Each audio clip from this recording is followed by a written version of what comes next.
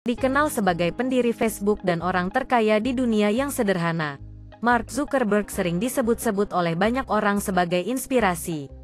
Kira-kira gimana ya perjalanannya sampai di titik ini dan berhasil membangun metaverse? Yuk, simak kisahnya.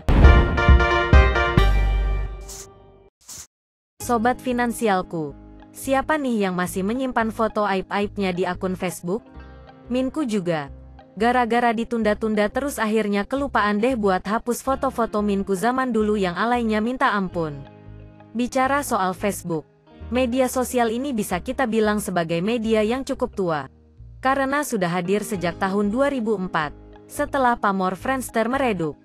Facebook dibuat oleh Mark Zuckerberg dengan nama FaceMesh, sebuah aplikasi berbasis website yang dibuat untuk menjadi ajang komunitas di lingkungan Harvard. Begitu juga dengan Facebook, menjadi media sosial berbasis website yang digunakan sebagai alat komunikasi secara efisien tanpa terpisah jarak. Pertama kali muncul, Facebook juga digandrungi oleh mahasiswa Harvard. Bahkan pamornya lebih tinggi dibandingkan MySpace yang waktu itu juga menjadi media sosial paling hits seantero jagat. Dalam waktu yang singkat, Facebook berhasil melakukan ekspansi, tidak hanya di wilayah Harvard saja, tapi juga ke 30 kampus lainnya. Semakin berkembang, media sosial ini juga banyak digunakan oleh siswa yang masih bersekolah hingga karyawan perusahaan. Pamor Facebook membuatnya semakin sibuk, hingga akhirnya memutuskan untuk drop out agar bisa fokus mengelola aplikasi berbasis website buatannya ini. Di tahun 2006, Facebook akhirnya membuka pendaftaran jejaring umum dengan syarat pendaftaran yang mudah, hanya menggunakan email saja. Setelah dibuka untuk umum, Facebook berhasil menjaring 6 juta jaringan kelompok pertemanan berdasarkan analisis demografi, pekerjaan, sekolah, kolegial, dan kategori lainnya. Dalam sehari saja, ada ratusan juta foto yang diunggah di akun pribadi penggunanya, membuat Facebook menjadi website paling aktif ke-6 di dunia, dan menjadi media sosial terbesar kedua di dunia. Berkat antusias yang tinggi, Facebook akhirnya punya nilai jual. Facebook mulai membuat peluang kerjasama dengan beberapa perusahaan, seperti Accel Partners untuk biaya pengembangan aplikasi. Kemudian, nggak lama setelah itu, Facebook juga kerjasama dengan PayPal untuk pembiayaan pengembangan lainnya.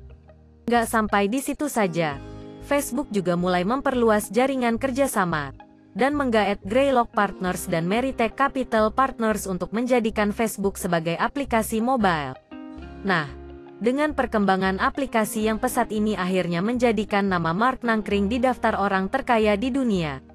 Pada akhir 2021 saja, dia berada di peringkat ke-7 dengan total kekayaan 121 miliar dolar atau yang setara dengan 1.742 triliun rupiah. Nggak puas dengan kesuksesannya sekarang, Mark Zuckerberg juga mulai merambah dunia virtual lainnya yang digadang-gadang bakal jadi keseharian baru buat manusia. Dunia itu disebut sebagai metaverse. Dalam banyak wawancara, dia gencar mempromosikan dunia virtual metaverse, bahkan mulai mengganti nama induk Facebook menjadi Meta. Meta mendeklarasikan kalau mereka bakal membangun dunia virtual yang menakjubkan dalam 5 hingga 10 tahun ke depan. Untuk saat ini, dikatakan kalau Facebook sudah punya persiapan yang cukup untuk mewujudkan proyeksi itu. Jadi, kita tinggal tunggu aja realisasinya sobat finansialku. Apakah metaverse beneran akan jadi keseharian baru buat kita? Nah, gimana nih pendapat sobat finansialku tentang cerita Mark Zuckerberg dan metaverse yang digadang-gadang bakal jadi dunia baru yang fantastis 5-10 tahun ke depan ini? Yuk, diskusi di kolom komentar bareng Minku. Oh ya, biar kamu nggak ketinggalan informasi dan kisah inspirasi terbaru dari finansialku, pastikan untuk subscribe dan tekan tombol lonceng ya. Sampai jumpa di video selanjutnya.